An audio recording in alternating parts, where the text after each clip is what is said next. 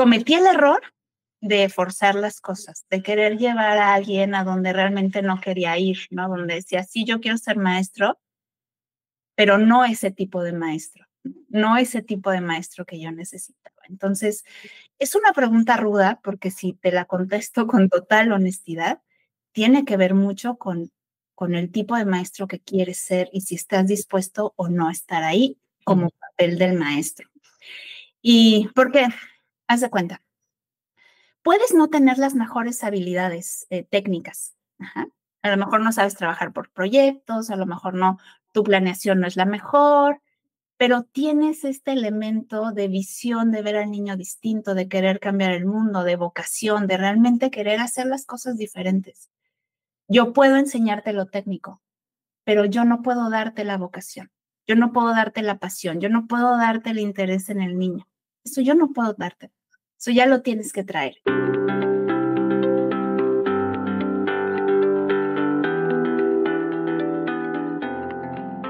Bienvenidos, yo soy Tony Flores y bueno, este podcast ya saben que exploramos muchísimas herramientas y puntos de referencia para la educación, para ustedes, que son los que hacen posible todo este acercamiento con los alumnos, los docentes. Sí. El día de hoy tenemos el placer de conversar con Mariana Ocampo. Ella ha implementado el método PERMA, que justamente es de lo que vamos a ahondar el día de hoy. Ella lo ha estado implementando en su escuela y nos comenta que ha tenido resultados extraordinarios, por eso pues nos gustaría saber qué está haciendo, cómo lo está implementando y qué nos podemos tomar también nosotros para poderlo aplicar desde los lugares en los que estamos. Mariana, muchas gracias por acompañarnos y vamos a empezar. Cuéntanos acerca de ti, quién eres, dónde colaboras, qué es lo que te apasiona. Bueno, pues antes que nada, Diana y Tony, muchísimas gracias por recibirme en su espacio. Es un placer poder coincidir con docentes tan apasionadas como ustedes y que buscan el bienestar de los niños, de los docentes y del ámbito educativo. Y pues les cuento que yo soy especialista en educación, en crianza y liderazgo consciente. Acompaño a familias, a maestros, líderes educativos y empresariales que están buscando una manera distinta de educar, de formar familias, de formar nuevos equipos de trabajo desde una perspectiva mucho más humana, más consciente, centrada en el desarrollo integral y sobre todo en las necesidades fundamentales de las personas. Y bueno, lo hago de diferentes maneras. Una de ellas es a través de una escuela alternativa que fundé en la ciudad de Querétaro, donde trabajamos con metodologías activas, aprendizaje personalizado. El eje principal son las habilidades socioemocionales y el trabajo del liderazgo desde el vínculo, un liderazgo desde la conexión. Y bueno, también soy speaker, imparto talleres y conferencias justo sobre estos temas relacionados con aprendizaje, crianza, bienestar y liderazgo.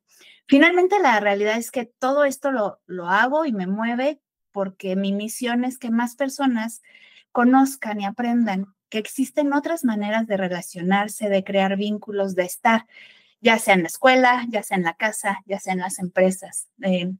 Ayudar a las personas a encontrar herramientas para crear espacios de mejor convivencia y de más armonía, porque al final eso lo que va a traer es el bienestar de cada individuo y eso al final se suma y será un poco más para contribuir en la paz del mundo. Entonces, eso es lo que a mí me encanta y a lo que me dedico. Ay, pues bienvenida, Mariana. Te agradecemos mucho que hayas aceptado la invitación y pues conocerte. Un placer. Gracias. Según mi investigación, o lo que estuve leyendo sobre el método PERMA, a partir de que lo estuvimos platicando, que me pareció sumamente interesante, sé que es un pilar de la psicología positiva que fue desarrollado por Martin Seligman. No me equivoco, ¿verdad? Es correcto, sí. Para nuestros oyentes, me gustaría preguntarte si nos pudieras explicar con tus palabras, ¿no? Desde lo que tú sabes, desde tu experiencia, para quienes nos escuchan y es la primera vez que saben del método PERMA, ¿qué es? ¿Cómo fue la primera vez que te encontraste con él? Bien, más que método es un modelo, es como una manera de sintetizar una realidad compleja. Un modelo te ayuda como a entender elementos fundamentales de una realidad mucho más compleja. Pero me voy a regresar un poquito como al origen, porque el modelo PERMA surge por ahí del 2011, pero la realidad es que todo este movimiento de enfocarse en el bienestar viene de más atrás. Martin Seligman, como bien lo mencionas, por ahí de 1998, finales de los 90, él era el presidente de la APA, de la Asociación de Psicología, ¿no?, Americana, de la American Psychology Association. Él era el presidente de esa asociación. Y dentro de una de las pláticas que dio frente a todos los asociados, hablaba justamente sobre el tema del bienestar. Antes de esa fecha, la psicología se había centrado en la parte patológica del ser humano, como en esta parte de decir, bueno, desde un mundo posguerra, mucho de la psicología se enfocó hacia el tratamiento de patologías, hacia qué está mal en ti y cómo te lo quitamos, ¿no? Básicamente, porque no estás bien y vamos a ver qué tienes mal y a partir de ahí te componemos, ¿no? Desde la parte de la salud mental. Y bueno, lo que hizo Martin Seligman fue darle un cambio completamente 180 grados al enfoque. Y él dijo, a ver, si seguimos enfocándonos en el tema patológico, pues no vamos a salir de ahí, seguimos viendo enfermedad, enfermedad, enfermedad, enfermedad. Y lo que él propuso fue hacer un cambio desde el enfoque del bienestar.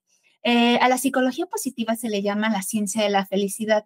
A mí me gusta más definirlo como bienestar, porque pienso que a veces asociamos felicidad con esta euforia, ¿no? De, estoy súper feliz. Pero la realidad es que hablamos más de este bienestar, donde no siempre va a haber felicidad, pero puede haber bienestar, incluso en momentos difíciles. Es un poco más hacia esa línea. Entonces, lo que Martin Seligman propone es el estudio de las fortalezas y las virtudes. Él lo que dice, oye, ¿por qué no? Si tenemos la psicología como una ciencia, aplicamos el método científico para analizar cuáles son esas fortalezas y virtudes que hacen que las personas tengan plenitud.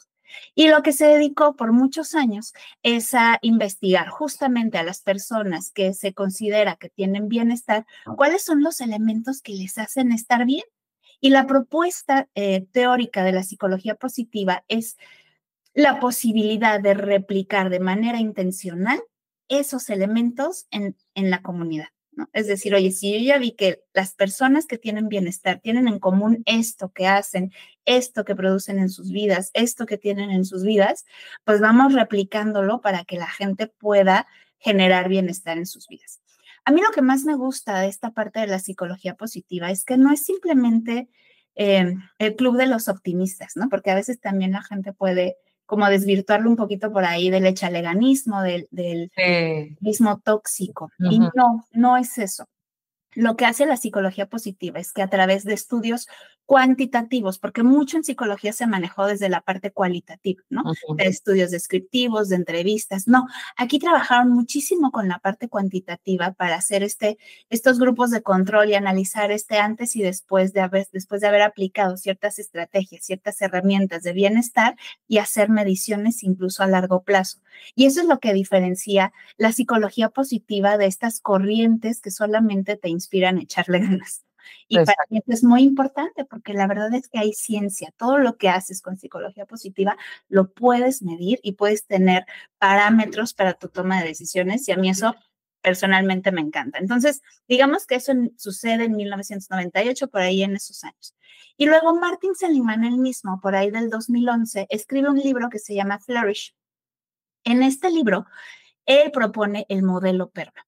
Y el modelo PERMA es justamente como esta conclusión después de todos sus estudios que hizo de cuáles son los elementos que traen bienestar a las personas. Y dentro de este modelo propone 5 elementos y por eso se llama PERMA, porque son por sus siglas en inglés. PERMA, que es un modelo que te ayuda a evaluar cómo te encuentras en términos de bienestar en 5 diferentes rubros y a partir de ahí puedes decir, bueno, en este estoy aquí, en este estoy acá y tomar decisiones sobre cómo puedes mejorar. Lo más interesante de esto es que puedes implementar esto en diferentes organizaciones, o sea, no solamente es para el bienestar personal, sino también para las familias, o sea, psicología positiva en las familias, en las escuelas, en las organizaciones, y si tú logras implementar ciertos elementos del modelo PERMA en el trabajo cotidiano, en tu día a día, en tu organización, lo que haces es que elevas el bienestar general de las personas. Wow. Y esa es la razón por la cual dentro de la escuela que yo fundé, que se llama Vitra, que es una escuela alternativa, el marco metodológico que que sustenta muchas de las prácticas que hacemos para el bienestar de los niños, de los docentes y de las familias, pues tiene que ver con estos elementos del PERMA. Excelente. ¿Nos podrías compartir el nombre por las siglas? Ajá, sí, ¿qué significa PERMA? PERMA, te digo, son 5 siglas. La primera P tiene que ver con Positive Emotions, emociones positivas. Vamos a ir viendo cada una, pero les digo como las 5 en general. Positive Emotions. La E tiene que ver con Engagement. En español no hay una palabra tan clara como en inglés, pero es más como el compromiso con esta sensación de flow, de fluir. Sí. La R de relaciones positivas, relationships. La M de meaning, que tiene que ver con significado. Y la A de accomplishment, que tiene que ver con logro. Entonces, emociones positivas, engagement o compromiso, relaciones positivas, meaning, significado, y A, accomplishment, logro. Esos 5 elementos. A partir de esos 5 elementos, que te digo que como modelo simplifican una realidad compleja, pero te ayudan a identificar qué acciones concretas puedes tú llevar a cabo para mejorar tu bienestar. Claro, muy bien, qué interesante. Y bueno, yo te quería preguntar 2 cosas. Ya adentrándonos un poco en el día a día en la escuela. En este caso, pues hablando de las relaciones positivas y que son muy importantes para el entorno y el florecimiento del ser humano, ¿cómo actúan ustedes para acompañar a esos alumnos que son un poco más desafiantes y que a lo mejor cuestan un poco más trabajo por la actitud que de repente pueden tener por la edad o cualquier tipo de contexto? Y 2, ¿cómo fomentas y aplicas esto para crear una comunidad con tus maestros en tu escuela? Ok. Voy un poco por partes. Desde lo que me platicas de estos alumnos desafiantes y que es complicado el manejo conductual, debo contarte que en la escuela donde trabajamos nosotros es una escuela donde no hay castigos, no hay premios y no hay amenazas. Trabajamos justamente con este elemento fundamental de las relaciones positivas. Mucho de lo que yo busco a través de la labor del docente es la creación de vínculos y conexiones, darle prioridad a la relación por sobre el contenido. Creo que eso es uno de los elementos fundamentales para poder establecer relaciones positivas dentro del aula. Me parece que cuando como docentes damos prioridad al contenido, al currículo, por arriba del niño, entonces es donde viene esta situación donde, pues a mí no me importa si te sientes mal, a mí no me importa si vienes triste, a mí no me importa si estás enojado, pero te avientas estas sumas porque es lo que hay que hacer. Sé que puede ser difícil y por ahí viene este tema del cambio sistémico, porque yo creo firmemente que el docente debería tener la facultad de decir, el día de hoy mi grupo no está bien, detengo todo para el currículo, nos sentamos a platicar, nos sentamos a generar emociones positivas, nos sentamos a conectar, me siento con ellos a resolver estas dificultades que están teniendo y después continúo con el currículo, porque de lo contrario, seguir enfocados en tengo que avanzar, tengo que cubrir, tengo que hacer, claro, no te permite abordar este tema tan importante. La base del aprovechamiento académico es el bienestar. Entonces, si tú no cuidas el bienestar, tanto tuyo como el de tus alumnos, vas a estar tropezando, o sea, vas a tener avanzo un poquito y me regreso, avanzo un poquito y tengo una bronca y entonces unos avanzan y otros no. Realmente es eso, nosotros trabajamos mucho con el tema de la relación como el elemento más importante y de hecho lo platico y por eso me gusta mucho juntar el tema de liderazgo con crianza, con educación, porque el tema es el mismo. Claro. Consciente, es la conciencia del adulto, la conciencia de decir a qué le voy a dar prioridad, la conciencia de que el vínculo es lo más importante. Y lo que le digo a los papás, lo mismo le digo a los maestros. La herramienta más importante y la única, en realidad la única herramienta que tienes para influir en la conducta de un niño o de un adulto es la relación. Yo te puedo dar muchísimas herramientas. Yo estoy especialista en disciplina positiva y cuando empecé eran 52 herramientas para manejar la conducta de un niño. ¿no? Tú salías del curso feliz porque traías un kit de 52 herramientas. Dices, ya, pues, ¿qué más voy a necesitar? Pero ninguna herramienta funciona si no hay conexión. Cierto. Ninguna herramienta funciona si no hay vínculos, si no cuidas las relaciones. Entonces, en este elemento de relaciones positivas, para el tema del manejo conductual de los niños, es eso, es cuidar los vínculos, cuidar las formas, evitar el lenguaje que conecte con amenaza, juicio, culpa, porque eso detona a los niños, y más cuando tienes niños desafiantes, cuando tienes niños con algún diagnóstico como TDA, TDAH, son niños muy reactivos, niños muy sensibles a los sensibles, ajá, muy sensibles al tipo de comunicación. A veces no cuidamos esa parte. Entonces, ahí es eso, ¿no? No sé si voy por ahí con mi respuesta. Sí, totalmente. Oye, Mariam, perdón, es que Sí, ya me está generando una curiosidad. Tú, por ejemplo, ahorita decías que ya salías con el kit de 50 y tantas herramientas. A mí también me ha pasado muchísimo eso, ¿no? Que tú te sientes súper equipado, pero que al momento que estás ahí, pues realmente hay cosas más importantes que aplicar una herramienta nueva. Sí. Y que la conexión es sumamente importante y que también, sobre todo yo en las instituciones públicas donde yo trabajo, pues pocos tienen ese interés de generar esa conexión. Entonces, esto me lleva a hacerte una pregunta, pues soy muy curiosa, es, ¿qué te llevó entonces como a decir, esto sí lo voy a implementar porque esto es como una base de lo que yo quiero hacer? ¿O cómo fue la situación o qué te llevó a decidirlo? Mira, yo primero que nada empecé por el área de crianza, antes de meterme de lleno a la educación con mi hija. Y cuando yo me di cuenta que tenía yo dificultades para manejar mis emociones cuando nació mi hija. Por ahí le empecé a entrar y de ahí es que termino en disciplina positiva, pero me di cuenta que no era suficiente porque aunque tenía muchas herramientas, yo me seguía detonando, seguía perdiendo el control, no me seguía jalando los pelos porque la niña lloraba sin parar y yo tenía esta ira interior que no sabía de dónde venía. Entonces ahí es donde empiezo.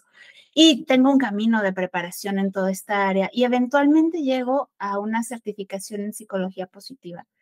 Y es donde empiezo a ver que todo hace match, todo esto que estamos hablando está conectado, es el mismo tema colocado en diferentes áreas. Y lo que yo descubrí en la psicología positiva es que realmente puedes mejorar el bienestar de las personas de manera intencional. No es solamente un pensamiento positivo o un deseo de, ay, ojalá todos nos llevemos bien, ojalá y todos mis niños estén felices. No, hay que hacer acciones concretas. Y esto es un mapa que te permite tomar acciones muy concretas y fue lo que hice para la escuela, es decir, yo veo que estos elementos funcionan en otras áreas y de hecho ya hay muchos estudios que hablan sobre la psicología positiva en las escuelas. Hay muchas escuelas alrededor del mundo que trabajan con este marco teórico y lo implementan. Entonces, realmente es seguir como un mapa, como un blueprint que ya está ahí y ya está el paso a paso. Solo el tema verdaderamente difícil es el cambio de mentalidad. Yo te diría, los pasos ahí están, la receta ahí está. O sea, no hay mucho más. 1, 2, 3, esto es lo que hay que hacer para lograrlo. Pero eso es lo de menos, porque otra vez te quedas con las herramientas. El tema es el mindset, el tema es cambiar cómo piensas, cómo ves a los niños, cómo ves la educación, cómo te ves a ti mismo dentro de este ecosistema. Ahí es donde verdaderamente está la transformación. Oye, Mariana, con el tema justo del cambio de mindset y de otros paradigmas en la educación y cómo el docente se convierte en este guía, pero también generar un vínculo con el alumno para que pueda también pues florecer en el tema académico, ¿no? Que son como pasitos. Una cosa no puede suceder sin la otra. Yo trabajo también capacitando docentes y tenemos nosotros dentro de nuestro modelo pedagógico 3 ejes y uno de esos es la educación del carácter, que también está muy ligado a las escuelas positivas, ¿no? Entonces, de repente yo me topo con ciertos maestros que tienen esta resistencia justamente al cambio. ¿Cómo le haces tú que quisiera como puntualizar en el tema de crear comunidad con tus maestros y también darles la oportunidad a ellos de tener un espacio para escucharlos y para, pues sí, o sea, generar este vínculo también tú como directora o como líder de una institución con tus maestros para que eso a su vez se replique con los alumnos, ¿no? Es como un paso escalonado. Una ola. Qué bonita pregunta, y creo que es la que más tiempo me llevó a contestar, la que más desafíos me presentó a lo largo de los años. Y me presentó, te digo, porque no hoy que ya la tengo librada, pero creo que hoy ya entendí por dónde va la cosa. Te voy a ser súper honesta, y el tema principal tiene que ver con el perfilamiento al momento de reclutar maestros. Wow. Eso es todo. Cuando viene un maestro, un candidato que quiere elaborar con nosotros, estoy en la entrevista y tengo que ver el brillo en sus ojos por la educación. Cuando yo le hablo de niños, cuando yo le hablo de lo que hacemos aquí, de los proyectos y del trabajo y de los desafíos, yo necesito verle brillar, yo necesito ver que sus ojos se iluminan, que sonríe, que se imagina haciendo lo que estamos haciendo. Cometí el error de forzar las cosas, de querer llevar a alguien a donde realmente no quería ir, ¿no? Donde decía, sí, yo quiero ser maestro, pero no ese tipo de maestro, no ese tipo de maestro que yo necesitaba. Entonces, es una pregunta ruda, porque si te la contesto con total honestidad, tiene que ver mucho con el tipo de maestro que quieres ser y si estás dispuesto o no a estar ahí como papel del maestro. ¿Y por qué? Haz de cuenta. Puedes no tener las mejores habilidades técnicas. Ajá. A lo mejor no sabes trabajar por proyectos, a lo mejor no, tu planeación no es la mejor, pero tienes este elemento de visión, de ver al niño distinto, de querer cambiar el mundo, de vocación, de realmente querer hacer las cosas diferentes. Yo puedo enseñarte lo técnico, pero yo no puedo darte la vocación, yo no puedo darte la pasión, yo no puedo darte el interés en el niño. Eso yo no puedo darte, eso ya lo tienes que traer.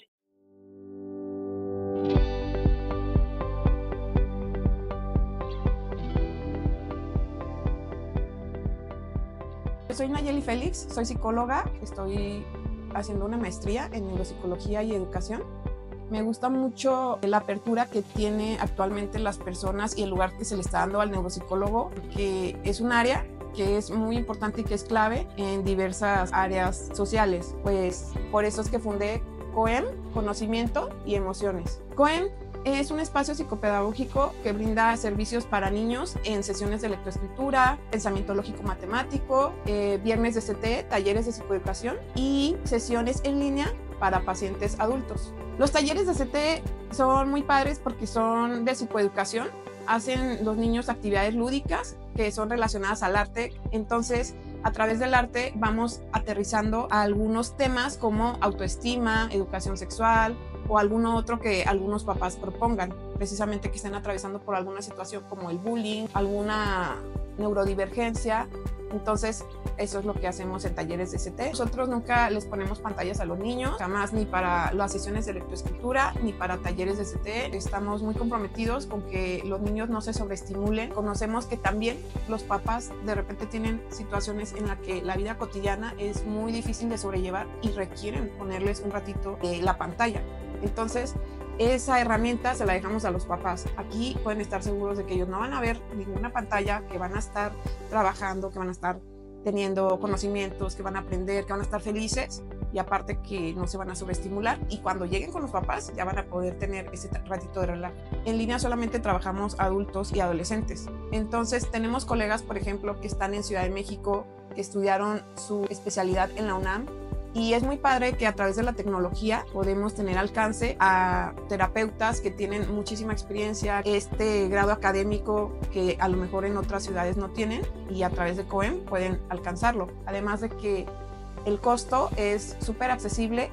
Fundé COEM porque me di cuenta que hay muchas ramas de la psicología que se requieren y que a veces algunos terapeutas piensan que están peleadas. Entonces yo me di cuenta de que en mi praxis y en mi vida, en mi proceso personal, de que muchas cosas me habían servido de diferentes terapeutas y colegas con los que me había relacionado o con los que yo misma había tenido procesos psicoterapéuticos. Por eso es que se llama Conocimiento y Emociones, como que trato de tomar lo que en la praxis me sirvió a mí y también en mi vida personal, que de hecho más personas con las que he trabajado me dicen, es que contigo sí hice mucho clic porque hicimos esto y esto, y son cosas que a mí me sirvieron, entonces lo pude transmitir.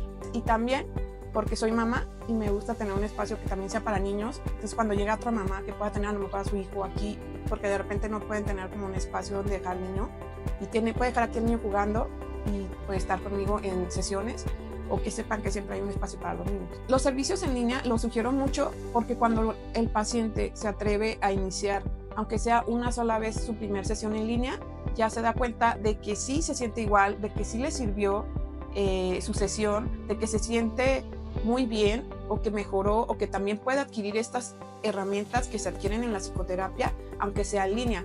Entonces, una vez que toman una sesión en línea, difícilmente quieren volver a presenciar por todo lo que implica el traslado. Realmente pues estamos en una ciudad en la que requerimos movernos mucho, aunque sea un lugar cercano, no nos dan los tiempos. Entonces, los invito a que tomen sesiones en línea para que puedan darse cuenta que las mismas herramientas que toman en presencial, el mismo feeling, se da también en línea. COEM, Conocimiento y Emociones, estamos ubicados en Avenida Federalistas, número 1525. Aquí está un espacio para los niños y también para los pacientes que quieran su psicoterapia en presencial. También pueden agendar cita en el número celular 33 15 40 2203, ya sea por WhatsApp o por llamada. También pueden buscarnos por redes sociales, COEM Zapopan.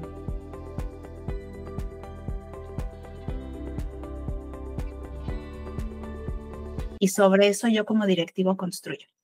Si no, es muy difícil y lo viví. O sea, de verdad creo que la única razón por la que en algún momento he querido, y lo cuento así tal cual porque es real, la única razón por la cual en algún momento he querido mandar todo a la goma ha sido por las dificultades con el equipo de trabajo. Es lo más difícil como directivo. Yo sé, los docentes se quejan de los directivos, pero los directivos también tienen una chamba bien compleja. Sí. El tema de generar equipos de trabajo, de liderazgo, y por eso también me meto a ese tema, es de lo más complicado. Pero se hace más difícil cuando tienes un equipo, como tú como director dices, sí, vamos a cambiar la educación y vamos a hacer y vamos a implementar, y tu equipo súper aplatanado, que flojera, yo no quiero, eso qué, no sé qué. La verdad es que no. Yo tuve, una de las mayores crisis que tuve fue en ese sentido, y me llevó a cambiar al 100% de mi plantilla de un ciclo escolar para otro. ¡Ah! Al 100. Al 100%, ¿no? Y dije, ni modo, aquí va, ¿no? Porque no puedes trabajar contra corriente. Ya de por sí la educación es difícil. Ya el proceso educativo es complejo porque no estás haciendo vasos, estás formando personas, ¿no? No es un tema de estandarizar, no porque yo te diga, sonríele al niño, ya, ¿no? No porque yo te diga, cuando llegue le dices, ¿cómo te sentiste hoy, no? Eso es lo de menos, pero es la energía, es la intención, es la pasión. Entonces, ¿cómo hacerle? Pues formando equipos de gente que realmente quiera trabajar en la misma línea y no teniendo miedo de decir, pues tú no estás ahí, muchas gracias. Sé que en la educación pública puede ser mucho más complejo, estoy hablando desde la educación privada, pero creo que pues ahí está la llave. Si no cambias eso, pues como dices, tienes estos maestros que no quieren y vas siempre contracorriente, y por eso es que se ven tan pocos resultados, porque jalan unos pero otros no. Y pues así no vamos a llegar muy lejos y vamos a seguir dando vueltas sobre nuestro propio eje. Sí, qué fuerte. Me quedé así como que... Sí, de que nosotros no estamos en escuela privada, no. Sí, no. Bueno, mi siguiente pregunta es, quiero ahondar sobre el sentido del logro, ya que pues sí considero pues que también es fundamental para el bienestar, ¿no? Y de ambos lados, ¿no? De los directivos, de los docentes, de los alumnos, pero también de las familias. Claro. Entonces, me quiero enfocar en el lado de los docentes, que muchas veces se sienten abrumados por la carga académica o administrativa también. ¿Cómo le haces tú o cómo sugieres incluso tú a tus propios maestros el conectar materias que los estudiantes pueden considerar aburridas, ya sabes, matemáticas, digo, fue la que se me vino a la mente, ¿no? Con su mundo real y con sus propios intereses personales? Ok, cuando me hablas de eso de conectar, eso se vincula más con el tema de significado, de Sí. meaning, ¿no? Que lo que haces tenga sentido y propósito para ti. La parte del logro, pues tiene que ver con esto de reconocer lo que haces, de reconocer que avanzas y que las acciones que tienen producen un efecto para ti o para otros. Entonces, si me voy por esta pregunta que me haces, me voy a abarcar el tema de meaning, de significado. Y esto de meaning tiene que ver con sentir que lo que haces tiene un propósito mayor o te significa algo o está relacionado con tus intereses. Y justo el trabajo por proyectos, hablando de cómo motivas a los alumnos, me parece una de las herramientas más interesantes para poderlo lograr. El primer paso, y bueno, también por eso es que mi escuela es alternativa, porque yo, por ejemplo, tengo esta capacidad de soltar el currículo completamente y vincularlo con los intereses reales de los niños, que si quieren hablar sobre mitología, aunque no venga en el temario, que si quieren hablar sobre, no sé, el otro día me tocaba a los grandes y querían hablar sobre ciencias forenses. Entonces trabajamos un proyecto sobre ciencias forenses con chicos de primero, segundo y tercero de secundaria. Entonces, lo primero es eso, ver cómo puedes conectar con sus intereses. Ahora entiendo que no todos los escenarios son iguales donde puedes soltar el currículo y ya libremente, eso me queda clarísimo. Entonces, ¿cómo lo haces? Los involucras. Cuando tú involucras a los niños por ejemplo, al desarrollar un producto, lo haces de adelante hacia atrás. Es decir, juntos con los niños, tú dices, este es el tema. El tema es, no sé, la independencia de México, por decirte. O el tema es el cuidado del medio ambiente, el que sea. Tú los involucras en el diseño de la actividad. Te vas de adelante hacia atrás, pensando los tipos de producto que quisieran crear. ¿Qué les gustaría hacer para crear conciencia sobre el medio ambiente? ¿No? A lo mejor ya diste una introducción un poquito de hacia dónde va el proyecto, te vas hacia los productos que quieren crear y después vas desarrollando de adelante hacia atrás las etapas que tendrían que hacer los niños para poder llegar ahí. Entonces, al involucrarlos en el producto, al decir, tú quieres crear un libro, tú quieres crear un video, tú quieres crear un cartel, porque incluso darles un poco esa flexibilidad de qué tipo de producto quieren crear. No porque a mí me guste hacer carteles como maestra, pues voy a poner a todos a hacer carteles, porque no a todos les gustan los carteles, pero si abres un poco la gama de opciones de qué productos pueden crear y de ahí vas haciendo estos pasos. Puedes involucrarlos más y ahí es donde entra el significado, porque ellos se sienten conectados con lo que están haciendo, tomados en cuenta, que tienen un propósito y pueden ser proyectos que vayan desde conectar con problemáticas reales hasta proyectos donde simplemente van a abordar temas que a ellos les interesan o áreas de ese tema que les pueden interesar. Y entonces así es como consigues que ellos se vinculen más y en lugar de estar jalando, ¿no? O sea, en lugar de estar empujando, más bien, en lugar de estar empujando a que los niños avancen y quieran y hagan, ¿no? Y estás obligando, más bien tú te dedicas a jalar. Y es mucho más fácil jalar que empujar. Sí, haces menos fuerza. Mucho. Oye, y en el caso de los docentes, ¿cómo le haces? La autonomía. Creo que el tema de la autonomía es muy importante. Me parece que está tema del liderazgo, del ser jefe, del director, del supervisor, del coordinador, mal entendido como tengo que estar sobre ti todo el tiempo y me tienes que estar diciendo qué está pasando y si vengo a tu aula y aquí dice la planeación esto, pero no lo estás haciendo, está mal, ¿no? Eso mata la creatividad y mata el sentido del propósito. Creo que si tú haces un buen perfilamiento, una buena capacitación de tus docentes, hay una cultura escolar hacia el tema de la calidad y el bienestar, uno como directivo puede confiar, ¿no? en su equipo y soltar un poco más y darles autonomía. Confiar en que el docente tiene la capacidad, el criterio para tomar decisiones sobre cómo avanza el proyecto, sobre qué ajustes tiene que hacer, cómo diferenciar el proyecto para sus alumnos. Darles autonomía me parece una de las estrategias más importantes y fundamentales para que los maestros conecten siempre con el propósito del para qué, por qué están ahí. Este sentido de qué carambas hago aquí tiene que ver con que tú puedas con tus acciones realmente tener un impacto en tus niños. Y eso lo logras si tienes la autonomía para tomar decisiones, para poder decir, a este niño le hago acá, a este niño le hago acá, este proyecto sí, pero le voy a modificar estas cosas. Creo que es uno de los elementos más importantes, entre otros, pero creo que la autonomía es fundamental.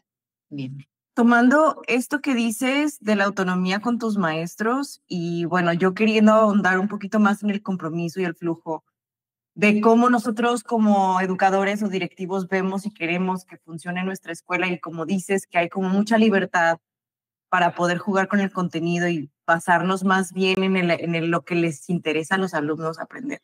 ¿Cómo le haces tú para que tus docentes no se nos pues lleguen como al burnout? Porque creo que el estar constantemente modificando y adecuando y fluyendo, pues si no tienen ciertas habilidades, puede ser que se frustren, que se estresen. ¿Cómo le haces tú para que eso no suceda con tu equipo de trabajo? Bien, como te comento, a partir de lo que yo identifiqué, de lo que quería para la escuela, decidí construirme un ecosistema. Y en este ecosistema yo tengo muy claro que la labor principal del docente es estar con los niños y diseñar experiencias de aprendizaje y hacer el acompañamiento socioemocional de su grupo. Eso, como líder, yo lo tengo claro. ¿Cuál es la prioridad del docente? Traté de reducir al máximo la carga administrativa, al máximo, lo más que puedo. En esta escuela no hay calificaciones, pero eso no significa que no hay un proceso de evaluación. De hecho, es un proceso de evaluación cualitativo que requiere que haya rúbricas, que haya descriptores de desempeño, que haya como una serie de formatos que se tienen que llenar, pero realmente traté de que esto fuera al mínimo para que justo tuvieran el tiempo de planear, de dedicarse, de observar a sus alumnos y de hacer las adecuaciones que tuvieran. La otra cosa es que busco que las cargas de trabajo estén equilibradas, que no se lleven trabajo a casa en medida de lo posible. A veces es inevitable, hay ciertas cosas que hacer, pero que en medida de lo posible yo esté como directiva muy al pendiente de cómo están las cargas de trabajo de mis maestros y si alguien está saturado, entonces revisar por qué está pasando, porque puede estar saturado por distintas cosas. A veces hay factores personales, está pasando por un momento emocional complejo y mentalmente y emocionalmente no está bien el maestro, ¿no? O realmente la carga de trabajo de todas las actividades que hay que hacer, porque además de su materia hace un montón de cosas y tal, puede ser que sea una carga alta, o puede ser que no se esté organizando, que esté haciendo pasos de más, que no esté llevando una buena organización de su trabajo. Y entonces a mí como directivo, pues me toca sentarme con cada uno de ellos a revisar cómo andan, qué están haciendo, reuniones periódicas con ellos para ver cómo están. Y la otra parte que no quiero dejar porque me parece fundamental, tiene que ver con ayudarles en los temas disciplinarios y conductuales. Me parece que es un approach, un acercamiento equivocado, dejar solamente al maestro como responsable de la parte conductual. Como directivo es mi responsabilidad darle estrategias. Yo me veo como al servicio de mis maestras, como todo lo que yo sé y todo lo que he aprendido está para ellas, para que si tienen un desafío, si tienen una bronca con un niño, hay un proceso. Digamos que, no sé, puede tener una maestra un problema con un niño y va empezando, y entonces yo confío en las habilidades y lo que he capacitado a la maestra para que genere sus propias herramientas y estrategias. Pero si el tema va escalando, el siguiente paso es que ella viene conmigo y me dice, oye, Mariana, estoy teniendo este problema, este niño así, así, fíjate que nomás no me hace caso, y yo le doy estrategias adicionales a las que ella probó. Yo le digo, mira, haz esto, haz esto y me reportes cómo va. Después verifico todo bien, si todo bien, ahí quedó, pero si no, entonces entro yo, ¿no? Después de que la maestra ya aplicó varias cosas, entonces entro yo como autoridad de la escuela y me traigo al niño, ¿no? Y la maestra me dice, ¿sabes qué? Ya tengo estos temas, ya no lo he podido resolver, y entro yo. Y hablo con el niño, pongo límites, establezco. Y los niños aquí ya saben que cuando ya llegan conmigo es porque la cosa ya ha ido escalando. Y el último escalón es involucrar a los papás. Es decir, yo hablo con el niño y le digo, o lo resolvemos tú y yo, o tengo que involucrar a tus papás. Y la verdad, en el 95% de los casos, las cosas se resuelven así. Pero a lo que voy, más allá del tema de disciplina, que si quieren hablamos otro día, es que yo apoyo a las maestras en estos temas, porque mucho del burnout es también emocional. Sí, sí. Mucho es del sostener. A mí me parece que el ser maestro es una de las labores más desgastantes a nivel intelectual y emocional, porque no es como cuando estás en la computadora que te tienes un trabajo de oficina, ¿no? Que estás así, estás trabajando, ya te cansaste, te paras, vas al baño, te desconectas, es otra cosa, te metes al Face ¿no? Y ya sabes, te desconectas. Como maestro no puedes hacer eso, estás todo el tiempo ahí, todo el tiempo, todo el día. Incluso en el lunch, en la guardia, estás cuidando, o sea, no dejas nunca es el estar alerta, es el estar qué te está pasando, el tengo que estar atento.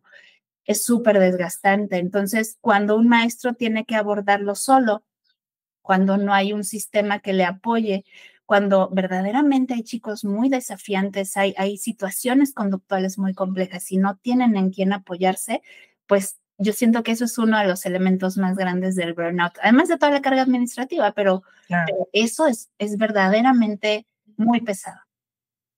Oye, pues ahorita que ya estás tocando el burnout, mi siguiente pregunta iba dirigida hacia la salud mental del docente.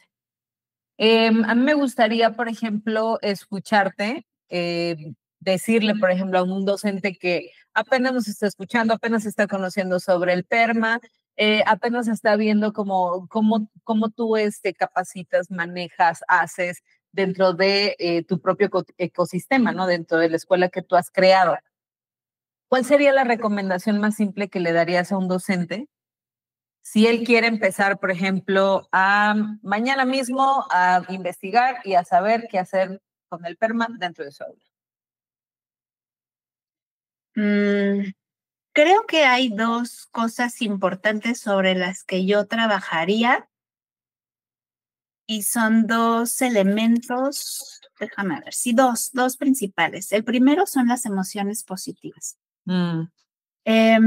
Creo que y yo creo que por eso, no lo tengo de cierto, pero me parece que si yo fuera Martin Seligman, pondría las emociones positivas primero, o sea, coincido, porque me parece que es el detonante más importante del bienestar. Cuando hablamos de emociones positivas, no quiere decir que seas feliz todo el tiempo, que te sientas bien todo el tiempo, sino cultivar emociones agradables de manera intencional. La vida es compleja, seas niño, seas adolescente, seas adulto, siempre va a haber dificultades. Entonces, no se trata de evitar las dificultades y decir, no, aquí todo rosa, todo bien. No, no, eso es tóxico, pues eso es el extremo, ¿no? O sea, tampoco se trata de vivir en el victimismo. Me parece que están como estas dos polaridades, ¿no? O eres el positivista tóxico, ¿no? Donde no, yo aquí todo bien, o estás en esta mentalidad donde, y eso es muy común verlo, donde estás en este círculo vicioso, donde ves todo negativo.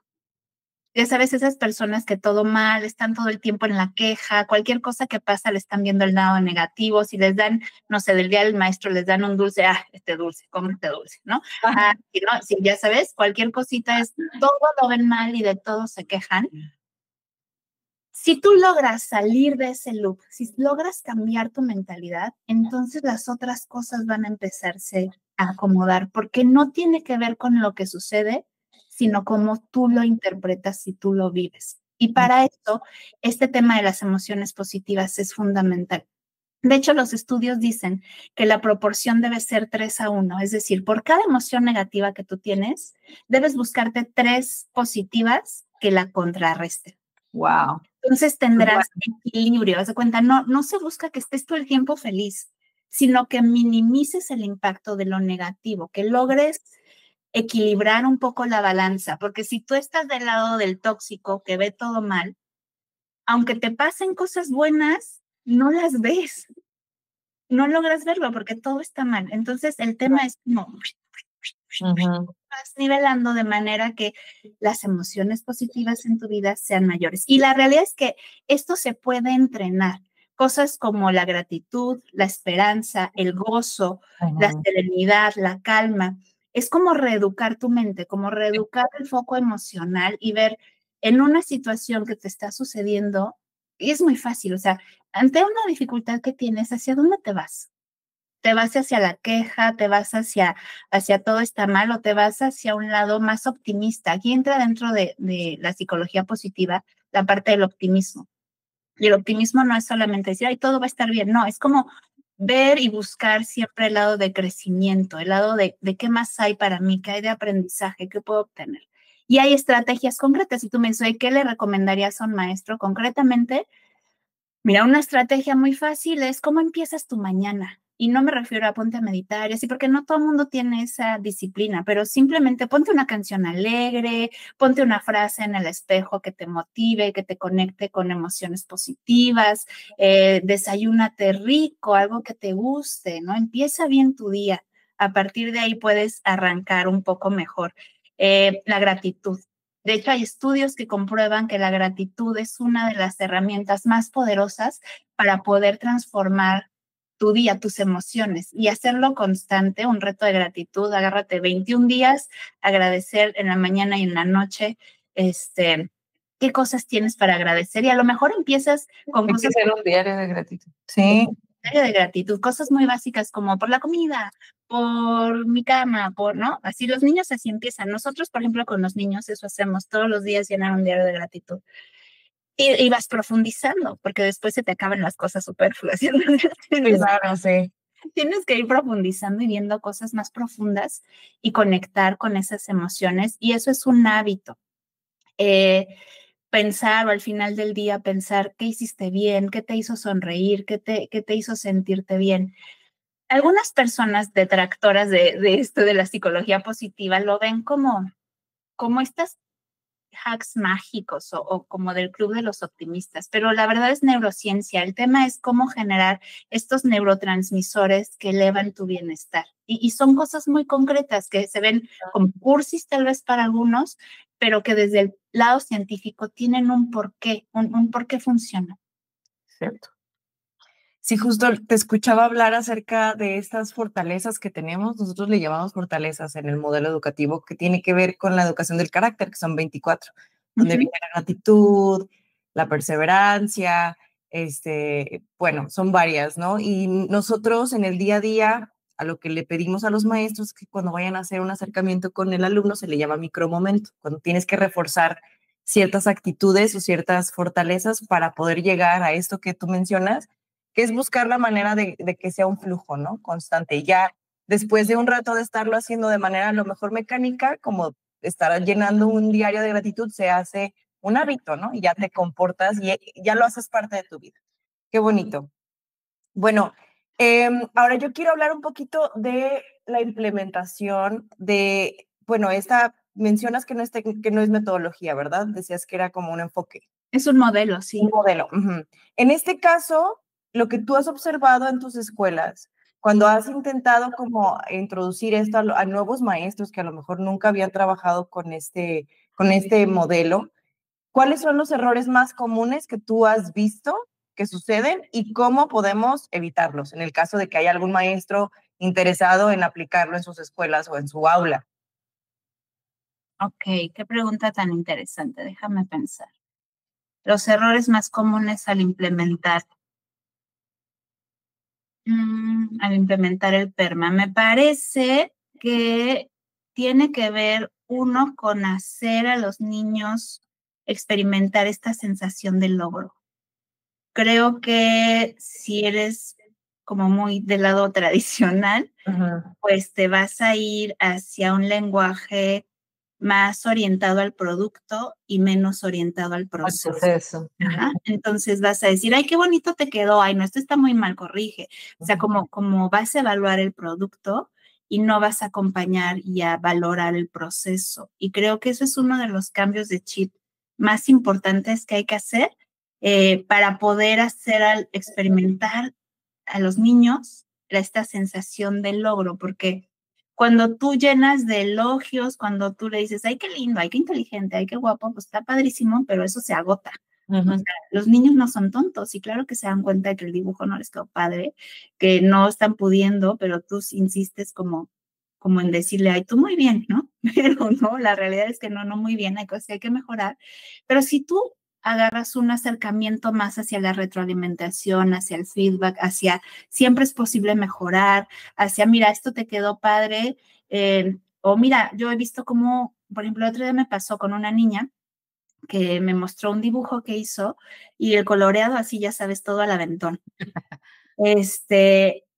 Y yo le pude haber dicho, oye, no, ¿cómo es esto? O sea, ¿esto qué? Ve, todavía tiene ahí huecos, te saliste de la raya, vuélvelo a hacer, ¿no?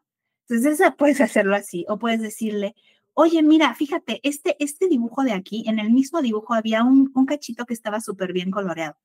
Entonces le digo, oye, mira, ¿ya viste este cachito de aquí cómo te quedó? Te quedó increíble, observa, todo dentro de la línea, súper bien coloreado, te quedó increíble. ¿Crees que puedes hacerlo de más así? Sí. Y se fue, coloreó, me trajo su dibujo de regreso y era otro, ¿no? Entonces, son esos, como dices, micromomentos, ¿no? Sí, sí. Donde si tú cambias el enfoque, cambias el lenguaje, creo que eso es lo más difícil. ¿Y por qué es difícil?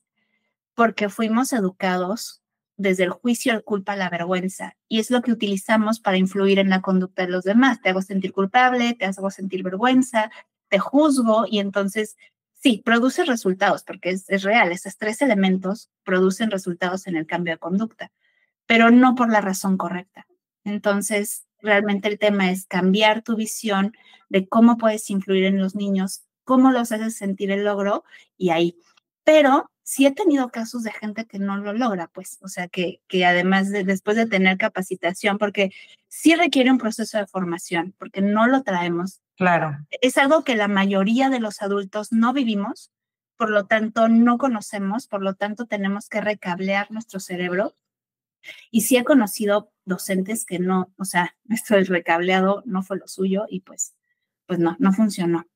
Fíjate que cuando te escucho que dices esto, a mí me viene mucho a la mente que cuando yo empecé terapia hace muchos años, o sea, la primera vez que pude tener como esta experimentación, pues sí tienes un recableado, lo comprendes desde otro punto y entonces el verlo de esa forma te hace no repetirlo o por lo menos intentar cambiarlo, Eso. ¿verdad? Sí, mira, yo lo que les digo es conciencia, no perfección.